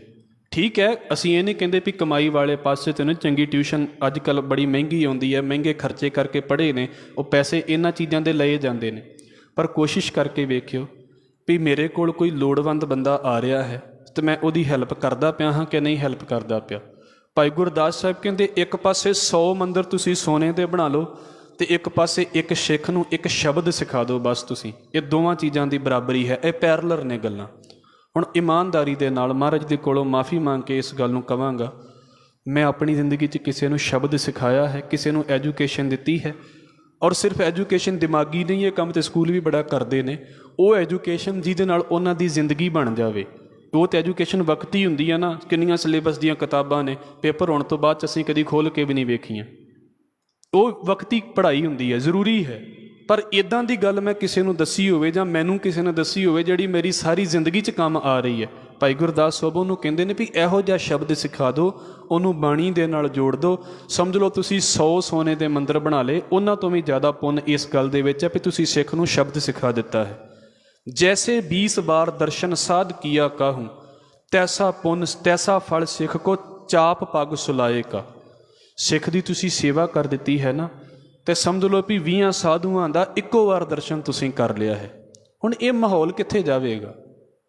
ਅਸੀਂ ਲੰਗਰ ਦੇ ਵਿੱਚ, ਮੈਂ ਫੇਰ ਕਹਿੰਦਾ ਨਾ ਵੀ ਜਿਉਂਦਾ ਰੱਖਿਆ ਹੈ ਇਸ ਗੱਲ ਨੂੰ ਵੀ ਸੰਗਤ ਦੀ ਸੇਵਾ ਕਰਨੀ ਹੈ, ਬਰਤਨ ਚੁੱਕਦੇ ਪਏ ਹਾਂ, ਉਹਨਾਂ ਦੇ ਸੌਣ ਦਾ ਪ੍ਰਬੰਧ ਕਰਦੇ ਪਏ ਹਾਂ, ਸਾਰਾ ਕੁਝ ਕਰਦੇ ਪਏ ਹਾਂ, ਬੜੀ ਵਧੀਆ ਗੱਲ ਹੈ।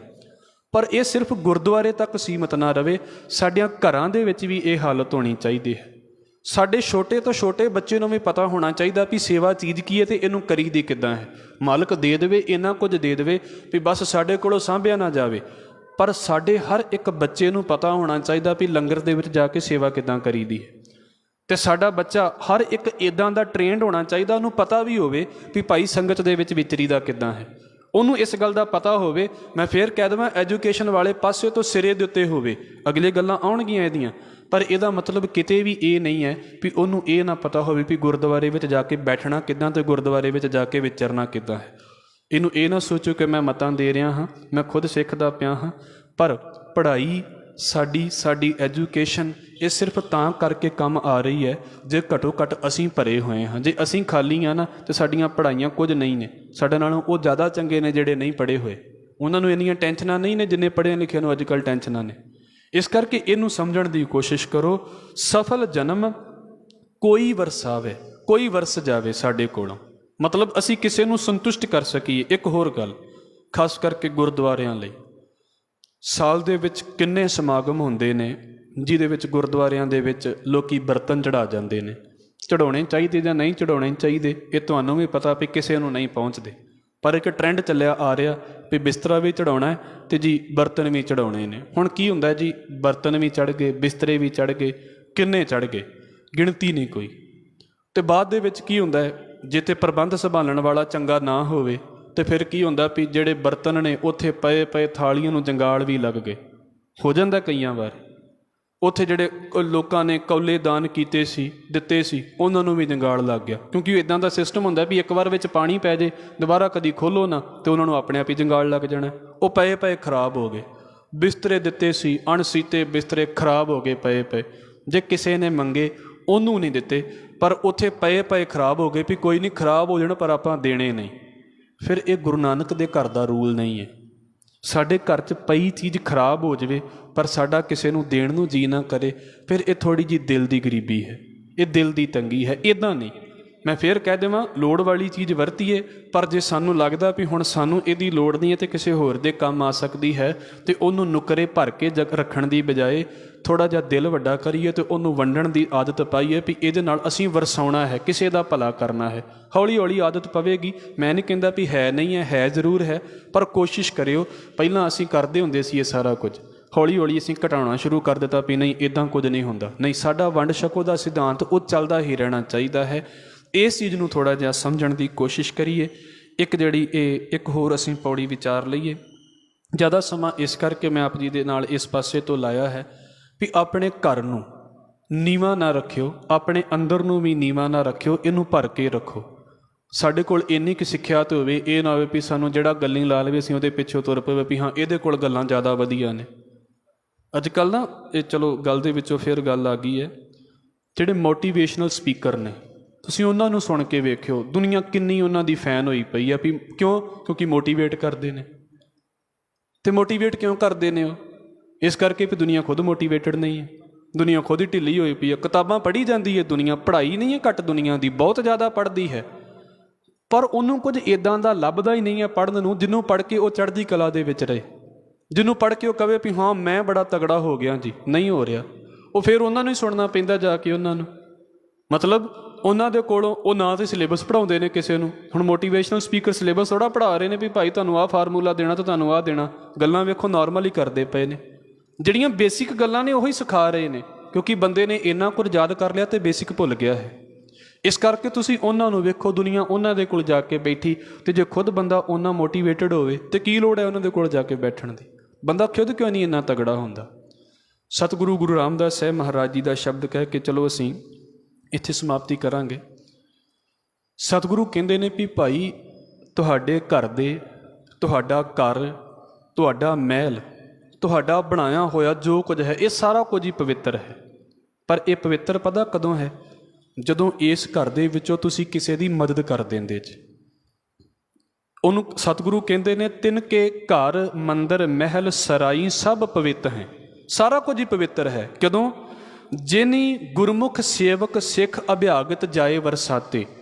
ਜਿੱਥੋਂ ਸਮਝ ਲਓ ਕਿਸੇ ਦਾ ਭਲਾ ਹੋ ਗਿਆ ਨਾ, ਤਾਂ ਤੁਹਾਡੇ ਬਣਾਏ ਹੋਏ ਘਰ ਵੀ ਮੁਬਾਰਕ ਤੇ ਤੁਹਾਡੀਆਂ ਬਣਾਈਆਂ ਹੋਈਆਂ ਥਾਵਾਂ ਵੀ ਮੁਬਾਰਕ।